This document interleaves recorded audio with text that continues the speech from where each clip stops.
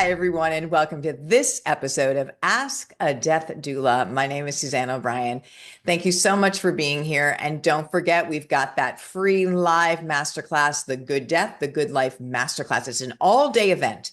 It's going to have people from all over the world. We're going to do exercises, and you're going to get a proven framework on how to make your life the most extraordinary it can possibly be by many of the teachings from those at the end of life, what they want you to know. So you come to that event, you're going to walk away with a roadmap for you that you don't die with regrets, that we get to the end of this life and say, okay, we did it. So please grab your ticket. It is free with just a pre-order of one of the Good Death books. Link is below. Okay, today we are talking about something so important about advanced directives. And what is an advanced directive? It's going to say what you would want or not want for end of life care. But here's the thing.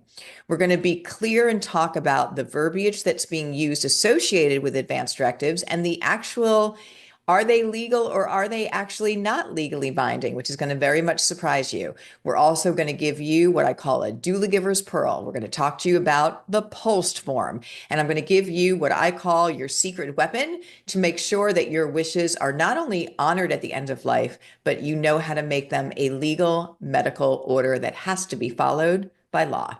So sit back, enjoy this episode. It is the Good Death Movement. This is, again, a replay of the Good Death seminar series that has been phenomenal. If you did not make that live, here's your opportunity to get that information. Sit back, relax. I'll see you at the end. Hello, hello, hello. Welcome. Hello, everyone. So good to see you. Welcome to your live seminar series. I am so glad that you are here. Thank you for being patient as we have so many people logging on because we are live. So let's, if we could, let's jump in the chat. Let's say hello. Let's do our check-ins. Layla, good evening. Thank you so much. Hi, Michelle from Missouri. Thank you. Christy from Colorado. Love it. Gina from California. Myra is here from Denver. Nancy's here from Cincinnati. Pamela, you guys are going super fast now. Melissa, okay, I can't keep up. Oh my gosh. All right, I'm trying. Hello, everyone. I saw Alaska and Phoenix and Missouri and Minnesota and Maryland and Utah. Hello, Suzanne. Hello, Linda. Hello, Jason. Hello, Francie, Margarita, Heather, Callisto, Wendy, Monica, Diane, Torianne, Audrey, Teresa, TD, Peg, welcome, Kim, Renee, Christina, Melissa. Thank you all for being here. It is amazing to have you join, and I thank you so much for your time. Yes, hey, Susie, so good to see you. So many beautiful comments and responses to this webinar, which I am so, again, grateful for you all. Yeah, Becky says there are like 100 plus people. Yeah, I think we're up to 300 just about right now. We had about 1,000 sign up. Lee's here, Sean is here, Terry's here, Amber is here. Thank you guys so much. Okay. We are going to make sure that everyone is getting admitted. So again, as they're coming in, I thank you for your patience. People do kind of drip in at the end here, and I want to make sure that we're getting them all. So without further ado, I am going to share my screen, and I am going to keep one eye on the opening. If you can be on camera, that's beautiful. Again, we'll be doing some group discussions here. We'll pose some questions. I just want to see if my back end team, I just want to make sure, co-host, that you are able to let people in there, because I see people coming in, and I really would like to get started, not be paying attention to that screen if I don't have to, but I never want to leave anyone in the waiting room. So let's hope that we've got it. So again, Eileen is here. Anna Jay, I think, if I'm pronouncing that wrong, I'm terribly sorry. Becky, Terrence, welcome. We have people from Canada. We have people from all over the United States. We are a global community, so I am super grateful that you are here. This is your webinar number 3, by the way. And so I am going to start with sharing my screen with you, and then I'll ask you if you can see that. So hang on one second. Let's get to the goods, and let's put it up nice and high and get on our screen. So if you can see the Good Death Seminar Series, give me a nice little hello. Yes, thank you so much for that. I appreciate it. And we're going to get started. It looks like people keep popping in. So thank you so much again for all of your patience. I will have to keep my eye on that. Looks like that's the only way that it's going to work, going live, and that is okay. So this is the Good Death Seminar Series by Doula Givers Institute. And this is a live series. It is a 6-month, and it has 12 different series seminars. Each one stands alone. So I want you to know that each one stands alone, that you can come to one, you can come to all of them. You're not missing anything. But again, if it's something that you love, we have the topics that we're going to be presenting so you can know which ones you'd like to attend. I want to tell you that I was trying to think to myself, which is the most important? If there was one that I could say to people, I want you to come to it, I really want it to be this one, although they're like children. You can't absolutely pick favorites, and each one has something special. But I do want to say that this is something that makes a huge difference. What we're going to talk about tonight. So the fact that you're here is really wonderful. So let's go ahead. And I want to share with you something, which really, again, is part of my reason why I'm here doing this free outreach, is in my experience as a former hospice and oncology nurse, a better end of life, a good death, is achieved when planning ahead by almost 80 to 90%. And that's no matter what the disease process was. That's huge. That's a big one. And so I want you to use my experience. And again, I would like to get right to the education of what's going to help you and your families achieve that positive end of life with something that we are all going to be a part of. And it does not have to be scary, and it does not have to be a terrible experience. It's hard enough to say goodbye to that loved one. But do we have end of life and the understanding of our relationship with death at this moment all wrong? For the majority, I'm going to say yes, I think we do. And when we don't plan, we know what happens. When you don't plan, it is a very chaotic experience when it doesn't need to be. So I'd like to do a quick recap, if I may, of the first 2 seminars, in case you missed them. And if you were there, thank you so much. And I'll just do a highlight of them.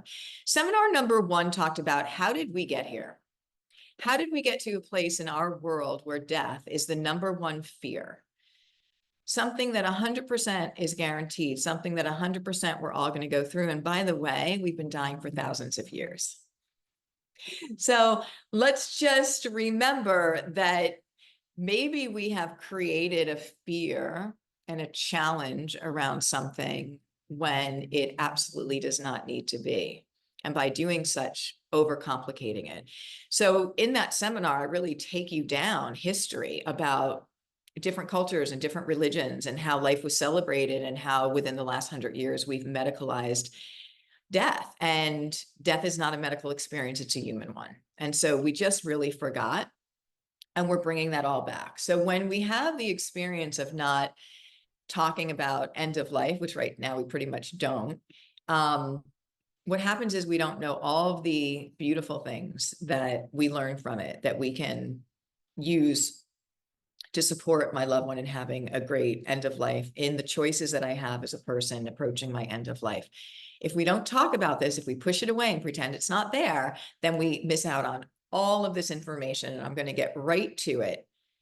Death, in my opinion, is your greatest teacher about how to live life, because it teaches you about presence and about the fragility of each and every day, that time is your greatest commodity. What people at the end of life are saying, they're saying the same things, that there's no judgment, that we're all connected to one unconditional loving energy, just the amazing things that completely change your life. So have we removed one of the greatest teachers about life? I'm going to say that I think absolutely. And what a shame that was. So that is in seminar number 1. Now, in seminar number 2, I went into, what is hospice care? How does it work? And what is the hospice gap that we presently have? And how can we fill it? So it was very interesting doing that and talking about hospice, how it was started by Dame Cicely Saunders in 1967 in England. And she started a Christopher's Hospice in London. And it started out as this, very much like the doula givers model right now, of holistic care with no time restrictions. And remembering again that we're not here to fix end of life and trying to reverse a disease process, that at a certain point It is incredibly humane and loving to care for somebody with symptom management and holistically in their end-of-life process. And then it picked up the hospice concept and grew globally. And then I think it was in 1987 in the United States, there became the hospice benefit. And that was now that hospices were going to be reimbursed through the government benefit payment. And with that came a lot of unfortunate red tape, regulations, very little time that hospice workers can be with the end-of-life patient and family, which is the real medicine, by the way. And then also, because it's a reimbursed guarantee, it became a very much focused on a for-profit model, which really took away the focus of the patient and the family. So we're not going to go down any negative rabbit holes, but it's just interesting when you look at it. And so if you're well aware of the struggles of our healthcare system in the United States and many other countries, but in the United States, time, which is your best medicine that we have to give patients, period, is just not available in the mainstream. And that is what we want to bring back, especially in this very sacred space of end of life, where the hospice nurse, the model is that the hospice nurse is supposed to teach the family how to do that care. How can I do that if I'm there for 1 hour once a week? It's virtually impossible. So the current end of life model is not working well. And so there's gaps. So there's gaps in that. And I don't expect those gaps to be fixed within the system, but we can fix them by creating something that can support not only the patient and the family, but that medical team as well. And that is the doula giver. That is the certified end-of-life doula. So there's a lot of wonderful things happening at the same time as when you see a challenge, what are the opportunities in this moment? And that is a huge one. So now, seminar number 3, we're going to talk tonight about what is an advance directive. Are they legally binding? And again, this is very important. And what you need to do to make it a legal medical order. And I'm going to teach you about the POLST form. So that is an acronym, POLST, stands for Physician Order of Life-Sustaining Treatment. And this is going to be life-changing information. And if I may, I just want to introduce myself. If you are new here, welcome to our family. My name is Suzanne O'Brien. I am a registered nurse by trade. I'm a former hospice, which is an end-of-life care nurse, and oncology, which is a cancer care nurse. I have 20 years of experience working at the bedside of over 1,000 patients. What an honor that is and a privilege. And I have been honored to train over 350,000 people around the world on how to care for those they love. And I feel like we're just getting started. It's a very big world here. And what is really beautiful is that the doula givers training, we offer that free family caregiver training, works in every setting. So it works in mansions in Millbrook. It can work in dirt floors in Hudson, Zimbabwe, and it just works everywhere because it's bringing back the understanding that death is not a medical experience, it's a human one. And we forgot that. And here is Tando. This was on a volunteer trip in Zimbabwe where, I literally learned so much about death, so much about life, but it really solidified the concept is that death is not a medical experience. And so, bringing that awareness back, putting it into programs and doing education and awareness. So I thank you, Tando and Zimbabwe, for everything you gifted with me. And my why is this, is that working in this space, and unfortunately, it's a heartbreaking statement to see most of the end-of-life journeys not go as well as they could, and I'll say it just like that, is that when I have the education, when I've been inside the system working with thousands of people, families doing education and seeing what works and seeing what doesn't work, I'm going to do everything I can to share everything I know with you so that you have what you need to have that positive end of life. And I always say, if I help one family have that good end of life, that good death, it's worth it. Now, I hope we help so many more, and I think that we are, and that is my intention for you. And I'd like to set an intention for tonight, is that you are going to leave here with exactly what you came and what you needed. And you may not even know what that is yet, but that is my intention, that you walk away tonight with getting exactly what you need out of this webinar and seminar. So in this seminar, you're going to learn what is an advance directive. Are they legally binding? Why advance directives were actually created and what you need to do to make your wishes a legal medical order. That's the secret weapon. It is the POLST form. We will get to that. So part one, understanding advance directives. So what is an advance directive? Think of the wording. And I'm directing you when I'm advanced. So advance directive. An advance directive are legal documents that outline your wishes regarding medical treatment if you are unable to communicate them yourself. They include a living will, which will specify which life-prolonging procedures you want or you do not want. So I underline do not want. These are questions that are going to be subjective. You need to think about them for yourself. You need to really decide what quality of life is for you and when you would want something done. And again, there's a lot to deciding that. You want to get all your information. But an advance directive is incredibly important because I feel like as a medical professional, I'm going to speak as a medical professional for a minute. There is that area, that very gray area where we know how to extend life as medical practitioners. We know how to keep people alive. We learned how to do that in the last 100 years. But people being kept alive and people living are two very different things. And I think most of us can identify that we have seen people, maybe even for decades, that have no quality of life yet are existing. And is that what they wanted? Without having this conversation and thinking about it, it goes into a default. So it's incredibly important that we talk about that. So advance directive is your advance wishes for what you would want for medical treatment and what you would not want if you're not able to speak for yourself.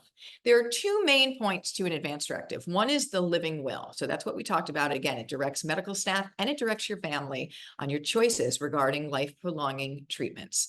The second part of that is what's called a healthcare proxy. That is the person who you choose to speak your wishes for you that you've already chosen if you are not able to speak for yourself. There's lots of misunderstanding with the wording of these things, and we're going to break it down here. But what I just shared with you is critically important. And we have a seminar all about healthcare proxies, and it's wonderful. But here's what I want you to hold on to, what I just said.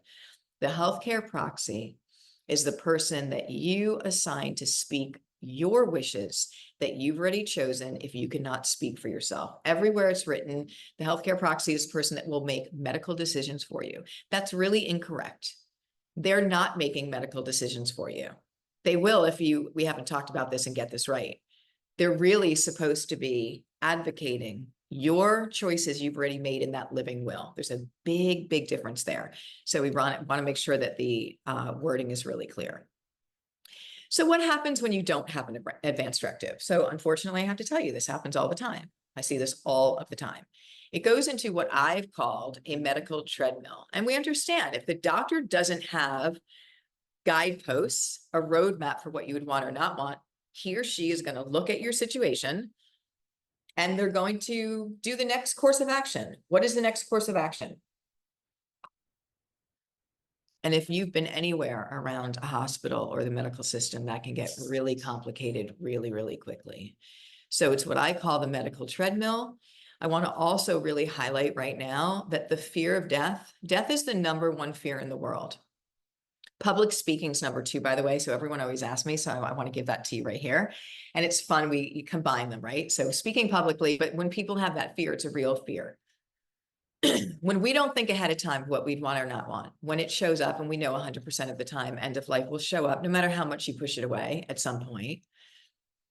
And that fear comes up. People make really bad decisions when that fear is in front of us. And so when we haven't been able to think about things ahead of time, it goes into a default, and it can be really, really hard to stop that medical treadmill, if at all. So I want to share with you a story about Mrs. Murphy. So there we have sweet Mrs. Murphy.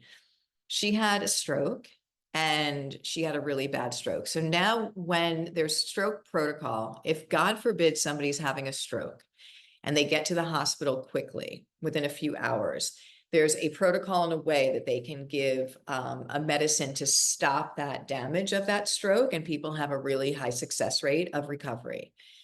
If it's a really severe stroke and that person was not able to get that care within that window, that time frame, it can have permanent damage. Now, Mrs. Murphy was one of those people. So she had a very severe stroke.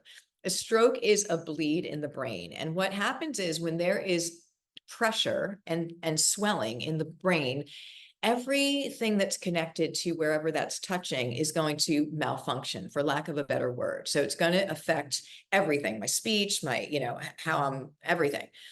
However, when that swelling goes down, so when that bleed starts to, that swelling goes down, people can regain functioning.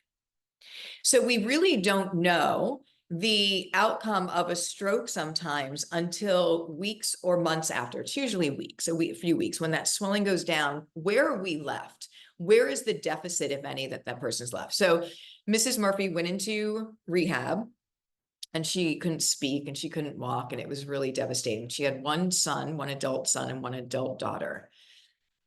After a few weeks, they realized that she was not going to regain her functioning. So the doctor comes in one afternoon and he says, just like this, the daughter and the son are there. And he says, we've got to put a feeding tube in your mother. If you don't put a feeding tube in her, she's going to die, and walks out of the room. Just like that. What do you think happens to the son and the daughter? I mean, panic. If you hear that if you don't do something, your mom's going to die, just panic. So they had a discussion, no advance directive. And the son said, I remember mom saying, I remember having a conversation with her and her saying that, if she didn't have quality of life, she wouldn't want extensive measures keeping her living. And the daughter's like, I remember having a discussion with mom and she said she wanted things done. So now we have two different conversations being remembered very differently, by the way. And there's no way to validate this. There's no paperwork. There's no advance directive. They weren't together with their mother. So now they just have to go with it. So they decided to put the feeding tube in. And this is what they said happened. Every time that the nurse came in to do a feed, so a feeding tube can go right into, it's a tube that can go right into your stomach. She couldn't swallow. And you're fed with like a liquid can feed. And every time the nurse came in to do the feed, they said their mother would pull away and start moaning like she was being hurt. She was not being hurt physically, but she was trying to she didn't want what was happening. And so the son said, after about a week or so being there and seeing his mother like this, he said, I can't stay here. I have to leave, and just left the nursing home and didn't come back. And they said after about another week, the daughter realized what was happening and asked the doctor, said, no, we don't want the feeding tube. And the doctor said, I can't take it out now because your mom's not stable enough to have that procedure. So what I want you to know is that this adult son and daughter do not speak to this day. The mother died.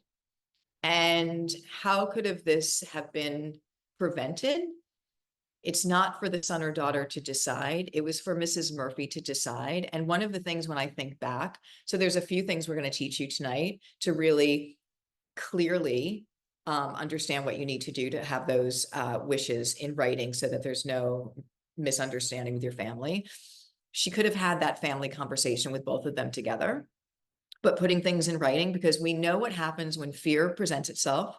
We know what happens sometimes. We tend to remember things quite differently when we're in trauma and when we're in fear. And so as best, and who knows, maybe it was an offhand conversation one afternoon, but it was quite apparent to what Mrs. Murphy was showing is that she did not want that feeding tube and did not want to be kept alive in that state. And I have to say, I can't blame her. So now this family has these broken ties, and it didn't need to be that way. So let's have a brief discussion. I'm going to put the chat on, and I'm going to allow us to kind of bubble in that chat together. This is the discussion I want to have with you. How comfortable are you discussing advanced directives with your family and friends? And let's just put it out there. It's not always an easy conversation, right? But I want to know how comfortable you are discussing this with your family, friends, and then what barriers do you perceive in that conversation? And when you tell me, because I understand this, that my kids say they don't want to talk about it, That's all well and good that they may not want to, but I'm going to tell you, a little bit of uncomfortable now will save them a ton of pain later on. So let's open up the chat. Let's dialogue on that. I want to hear how comfortable you all are with this conversation. And let me just see this beautiful chat box, what we can do to make it as big as possible and open. Can you tell me if you can see the chat, everyone? Can you see chats coming in? No? You can see chats?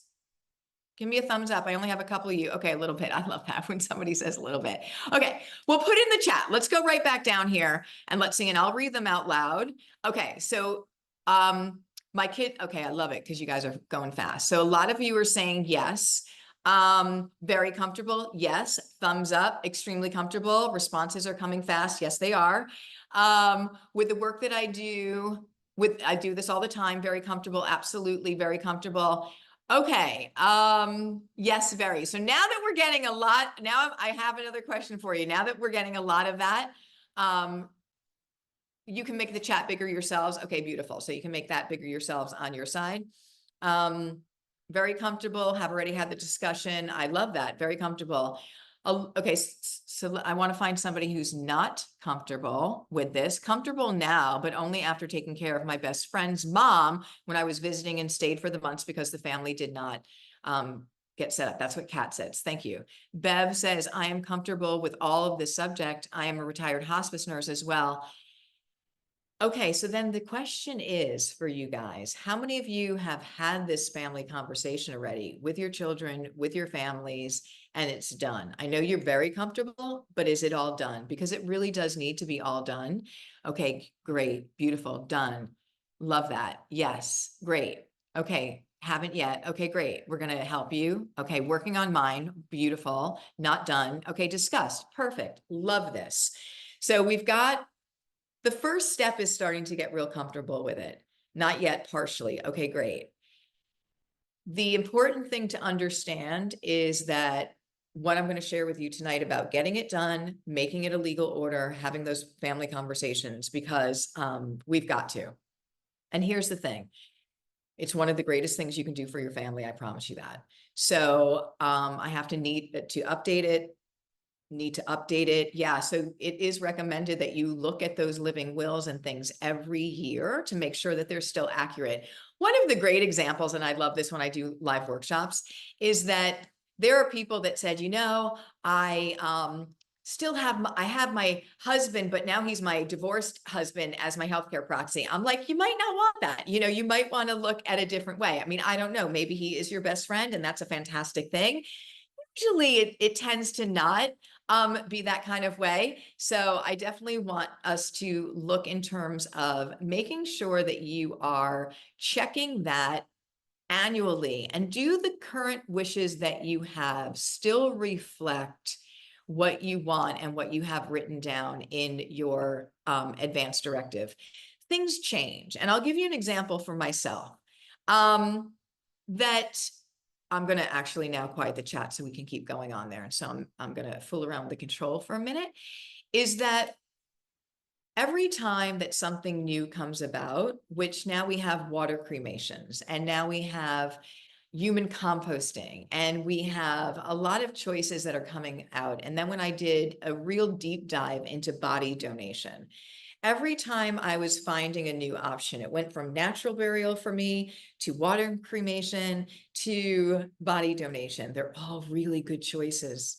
They're really great choices. And so again, even though I've done this for a long time, when I start really looking at things and I'm saying, if my body can be of use to teach doctors how to be really great practitioners, that they can help hundreds and thousands of people because they were able to physically work on my body. And of course, as a little side note, I'm like, oh, I can pick NYU and stay in New York City, which is one of my favorite places. That's just a little side one. This is really important. These are things that, again, I love knowing that I have an impact even after I'm here. And I understand from a practitioner's point of view what it's like to actually physically work on a real body to learn. So if that's something like, that's a really good option for people. How much do you think that costs? Because dying's expensive. How much do you think it costs for body donation? Absolutely nothing. So I want you to know that when we look at how much it costs to have end of life, not just with treatments at the end that we may not want, that's why we want to think about it ahead of time, but with disposition, what's called disposition. Funerals, I think the average funeral is like $8,000 in the United States right now, the standard one, but there's other options that are environmentally friendly, financially friendly, and ritual friendly. So that when you start bringing back the ritual around end of life, it starts to create a pathway for grief to have a way to work itself, not like the stuck grief we have now. And why are we surprised that we're stuck in traumatic grief? Because end of life shows up, it's a surprise. It's a frenetic kind of train wreck to deal with, hospice and the symptoms and coming on very late. And then boom, you're right into trying to do the funeral and all of that. You've had absolutely no time to process. It is a very unhealthy way on so many levels. So bringing that back, the ritual of it, but it actually is very cost effective when you can think ahead of time about choices and what you would want. It has many, many benefits. Part number 2, why have an advance directive and who should have one? So who is it recommended to have? So I know this might be difficult, but it is recommended, and we'll share why. That it's not just for people who are aging. It is for everyone 18 and older is supposed to have an advance directive, because we know, unfortunately, that traumatic things happen at times. We also know that not everyone has the ability to live a long life and have a terminal disease process and have time. It happens to younger people. It happens, traumatic accidents happen. We know all of the situations talking about people put on life support systems, and then who's taking them off of that and who makes that decision. And we've known that people have been on life support for years and years and years without ever the possibility of them regaining brain function. Is that something that they want? So I know that's a hard one, but that is the recommendation because of the reality of it. So let's dive deeper in statistics. And I usually, for our education purposes, will use the elder person, the person who's been gifted, the person who's had the, lifetime in a case study. So let's talk about a statistic that was done by the Conversation Project, and that's a great organization. This is a survey in 2018. So they found that while 92% of Americans say it's important to discuss their wishes for end-of-life care, only 32% have had such a conversation. 95% of Americans say that they would be willing to talk about their wishes, and 53% even say they'd be relieved to discuss it with their family. But only about 1/3 of US adults have an advance directive in place. Now, I read, when I do my statistics, is that of that 1/3, only half of them knew where those were. So they did these advance directives, they put them together, and then they shoved them somewhere and forgot where they were. And I'm gonna use my mom as an example here. It took me a very long time to know anything about what she would want. She is very afraid of illness. She afraid of death, the whole thing, kind of go figure on her daughter, but that's a whole nother thing. That's how the universe does its work. And I never want to push her, and I want to meet her where she is. But I remember it took a few years. And then at one point I said, you haven't even showed me, you told me you have an advance directive. You haven't even showed me that. And she took it out and she gave it to me. And she never asked the people who are her healthcare proxies. She never talked to them. She never told them what she would want or not want. By the way, it wasn't in that document. So there's a very simple advance directive that people can do that just states, no DNR, no CPR, but it really does not have detail of what they want, and you want to make them detailed. But this is the problem, that if a third of people in the US have them done, half of them know where they are. They don't work unless you know where they are. They don't work unless you have that family conversation, and they really don't work unless you have your POLST form done when the time is right, to make sure that it is now a legal order and it needs to be followed by everyone in the medical profession. So let's talk for a minute about the benefits and challenges of having an advance directive. So if you could, what are the benefits? But what is the challenge of having one, if you find a challenge? And for you, and relay it to your family, to you, and to the medical team. So we want to look at the benefits for you, for your family, for the medical team, and what are the challenges? What are the challenges if you don't have one for your family? So let's open up the chat again. I'm going to make that public and we can go in. Let's just talk about benefits for a minute. What is the benefit to you? Let's just start with that. What's the benefit that you would get, that you know that you're going to get if you have your advance directive done? And peace of mind, love it. Love, love, love a good death. Love that. Peace of mind, peace of mind, peace of mind. Love it. Your wishes are followed. Absolutely, Becky. Judy, no prolonged life. I love that. Serenity, love that word. Peace, love that word. Wendy, a better death. Love that. Peace of mind and a good death. Beautiful. Less intervention, less pain. Peace of mind. Love it. Yes. Ease of knowing. You guys are great. Peace for family. Okay, so let's talk about the family. What is the benefit to your family? You having your advance directive, what's the benefit of your family? No arguments. Love it, Pamela. No questions. No fighting. Less stress. Healing quicker. Beautiful, you guys. That's so gorgeous. I love it. Less guilt. Yeah. Peace. No guessing.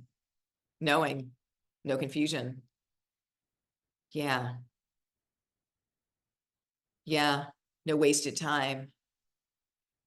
Okay, great. Love it. And let's talk about our good old doctors for a minute. What's the benefit to them if you have an advance directive?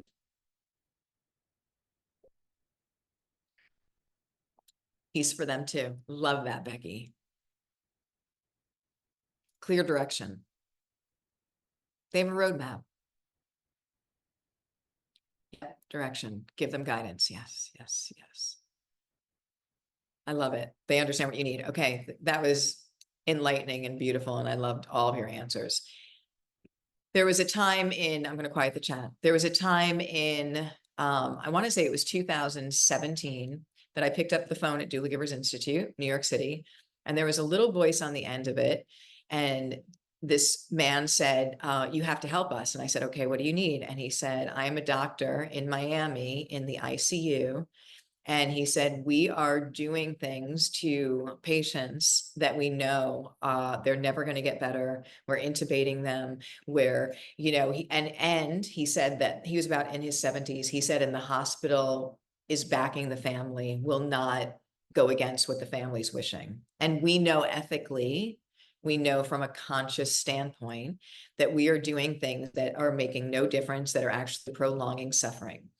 So giving your doctor the direction is so very important. But for me, you know, the two beginning ones are more important, but I also want to acknowledge our doctors that are not being supported with education for end of life and being able to have these conversations. They're actually taught to keep people alive. They're taught to fix it. There's no education for end of life in med school. It's all about how do you keep people alive. And we know how to do that to a fault, by the way.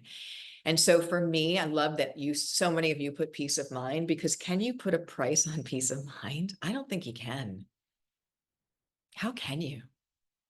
So when you're sharing that peace of mind, that serenity for yourself, because you know when we haven't felt well, and you know when you're so weak, like you can't even advocate for yourself, and kind of you definitely can't be in there advocating, you're just not feeling well. When you know that your family knows your directions and when they are written, and again, we're going to make sure that this is cemented in a POLST form for your doctors to follow. But when you know that they've got you and there's no confusion, there's no misunderstanding about it, that everyone's on the same page. And this is what I'll say. They don't have to have the same wishes that you do.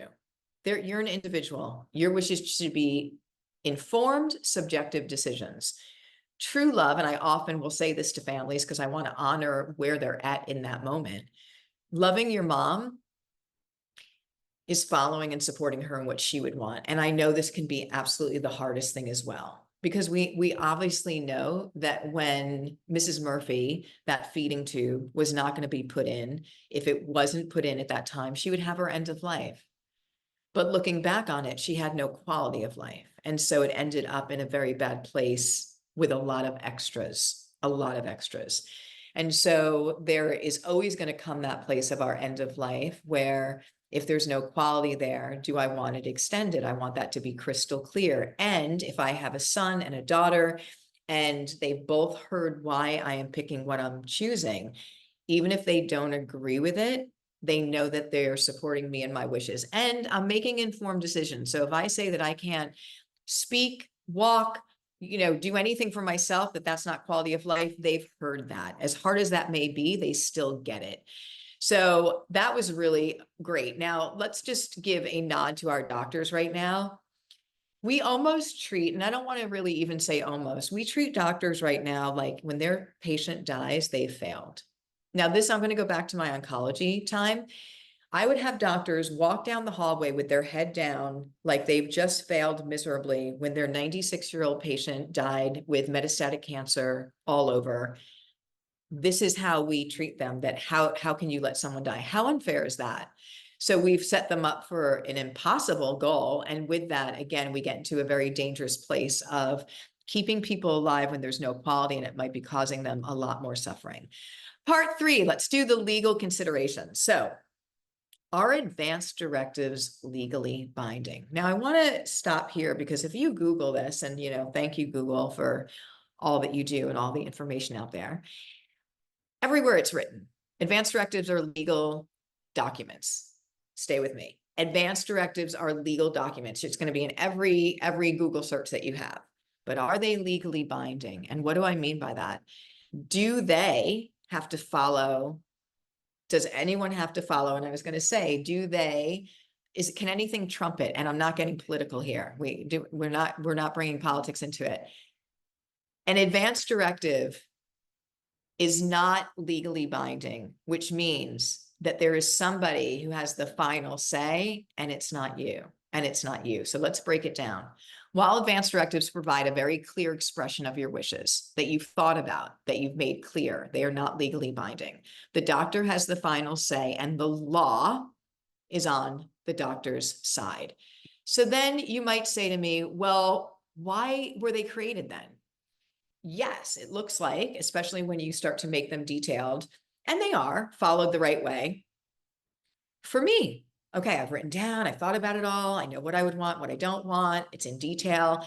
And you get to the place where you're in a situation at the end of life, and you the family hands the advance directive that's notarized, that's witnessed to the doctor, and the doctor says, oh, no, I don't agree with that. I'm going to do what I want to do.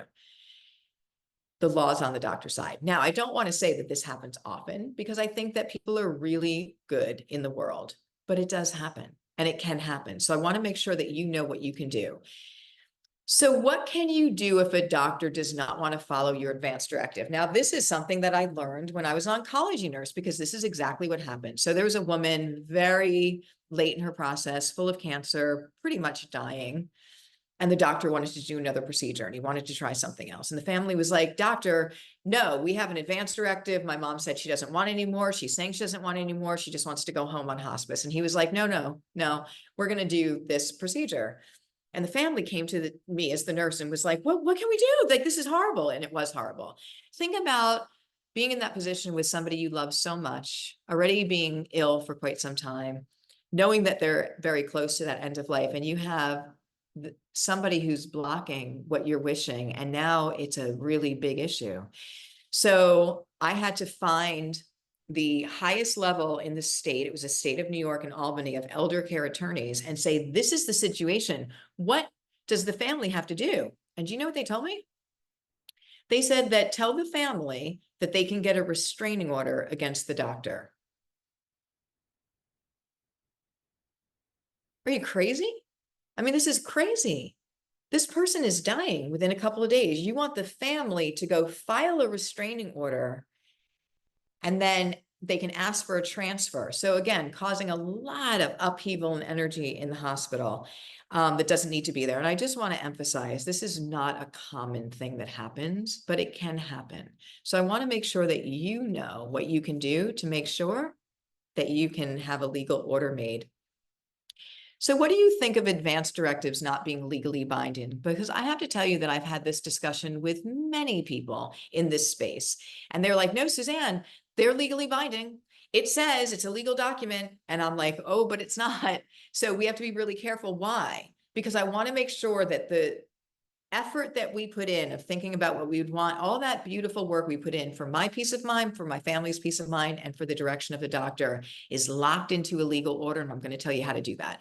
So let's open it up. What do you think of advanced directives not being legally binding? And do you think it's unclear how they're written? After what I just shared with you, do you think that it is unclear how they are written? And then I'm going to tell you something a little bit interesting about, again, why they were made.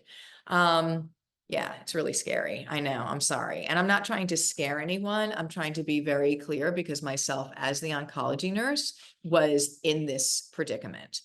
It's absurd. It's unfair. Find a doctor who is, yeah. Sad scenario. Yeah. Thank you guys. Right. So I feel like the wording that they have, everyone just assumes I've got it notarized. It's notarized, it's witnessed, it says it's a legal document, I'm good. And I want you to know that there's another step that you have to take. So we're going to talk about it. So let me just share with you this. Why were advanced directives created? This is a sobering reality. They were created for the doctor. So advanced directives were created so if the doctor follows your wishes, that they will not be sued by the family. So I do understand that. And I do, again, there's no, I never want anyone, I'm not saying anything ever negative, but we want to be crystal clear on what we have right here. Yeah, here, I just changed the chat that you can see everybody. This is why advanced directives were created. I thought they were created for me. Then I'm going to write down what I want and not want. And I have this notarized and I have it tailored. It was actually for the doctor that if he follows it, if she follows it, that the family, they're protected, that they can't get sued. So it's a little unclear. And again, I want you to know that the doctor has the final say, and I'm going to show you and tell you what we can do to make sure that your wishes become a medical order and that they are followed by law and locked in. So let's go back and let's start the next section. Okay. Lots of good chat, you guys, on there. Lots of good things that you were saying and sharing, which I really love. Good awareness here from everyone. The POLST form. This is your secret weapon in making your wishes a legal medical order. There was one of our doulas who went through the doula givers training. Her father, she started taking care of her father. She was a former hospice nurse.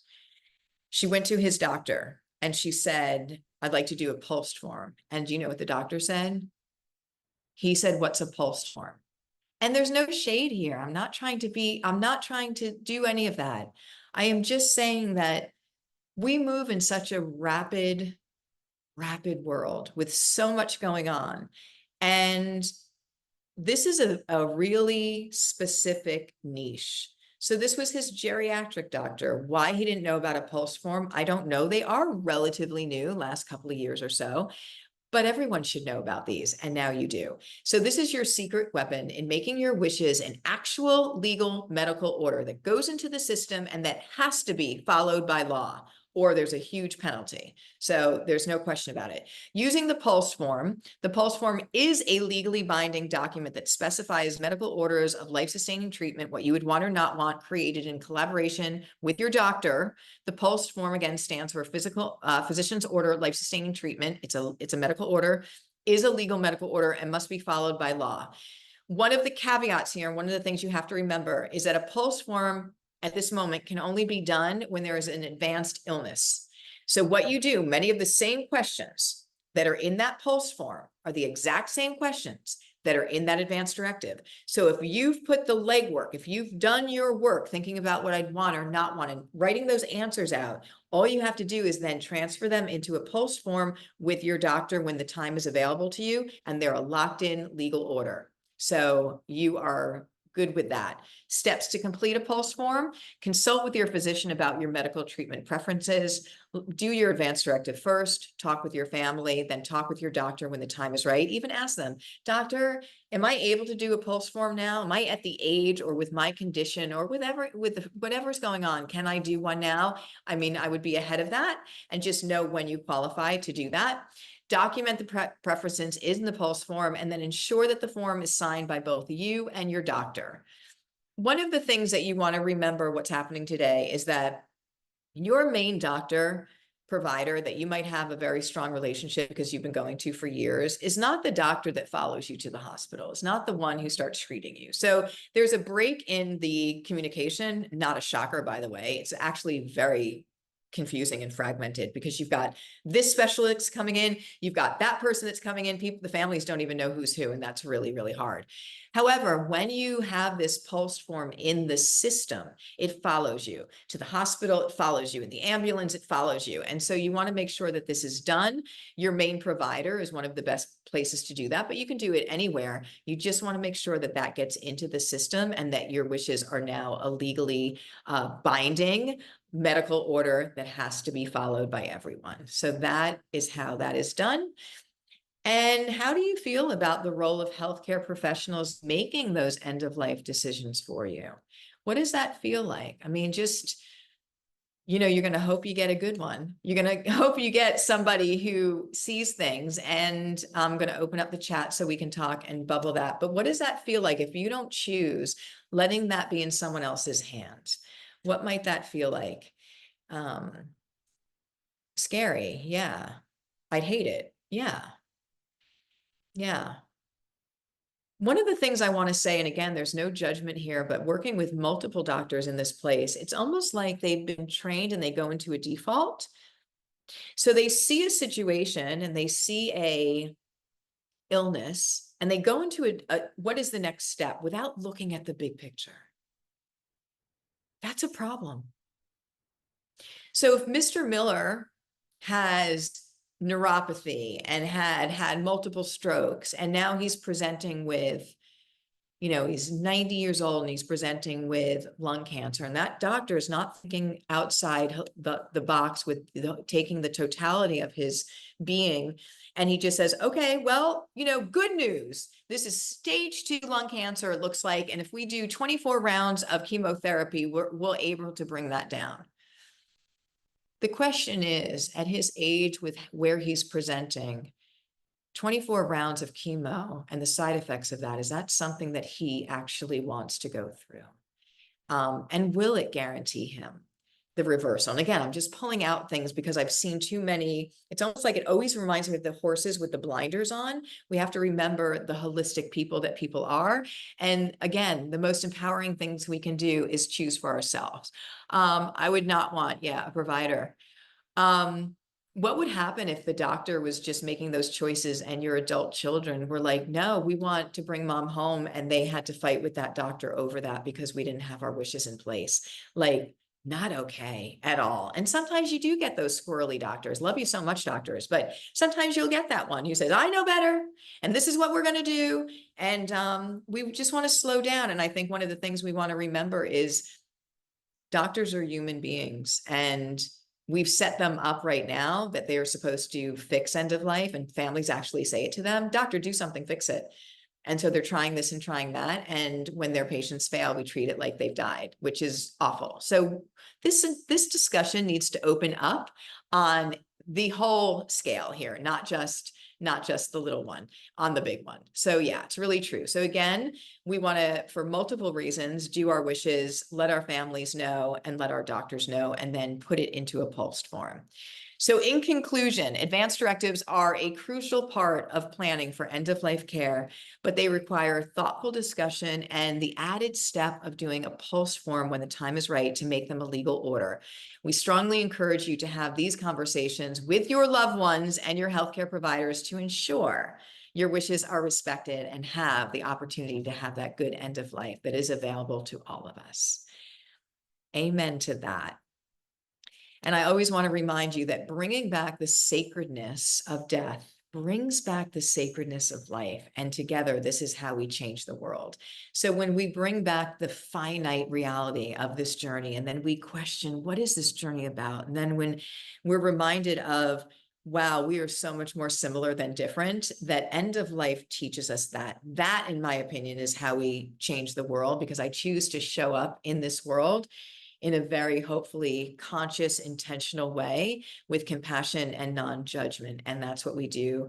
And we do it through talking about end of life, but talking about life because they're intertwined. They're not separate. So I want to thank you so much. And you being here are the change. You are people that are out there. You're talking about this. You're talking with your family. That has a ripple effect. Think about every person that's attached to that end of life. You've got children, you've got grandchildren, you've got community members, you've got coworkers. When it goes well and when you are an example of that, everyone gets to hold that and that learning. So that is a beautiful thing. Okay, everyone, I hope that you enjoyed this episode of the Good Death Movement, talking about advanced directives, knowing about that they are not legally binding, knowing what you need to do to make your wishes a legal medical order that has to be followed by law with the POLST form. The more you know, the better empowering end of life we can have for not just ourselves, but for those we love as well. And this is what we're doing together in the Good Death Movement.